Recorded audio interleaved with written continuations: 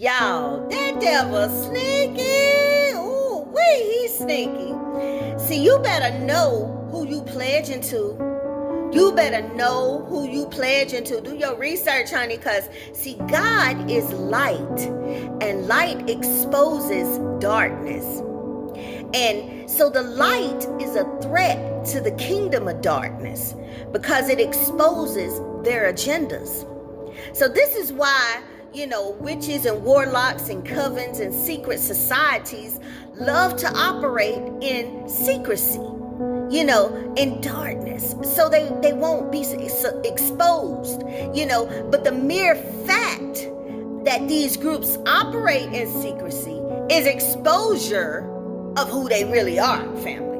You see what I'm saying? So, because if God is the light and these people want to always run around in secrets and silence, and pledge, because about all our presidents done been, a Mason, and, and you gotta know, and then they got secret sister affiliations, you gotta know these things, you gotta know, and then, of course, we know Illuminati in Hollywood, you know what I'm saying, about everybody down with that, with all of this shh, and all of that mess, and you got people, just regular folks, just sitting up doing these same little gestures and lingo. They have all of these little symbols and things that they do. You know what I'm saying? That only their people are supposed to know about, because they say they know the truth.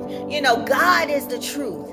So this is exposing. When light comes on them, it exposes the practices. They don't want you to know. Just like all this stuff that come out in Hollywood, they didn't want you to know. They trying to get you to accept this new acceptance of witchcraft. You know what I'm saying? But they don't want you to know all the dirty practices that come with it. They just want you to see the power and all of that. Sure, God got power. God got the highest power. It don't even make no sense to me. Who would want to go with the second best when you got an opportunity at the first?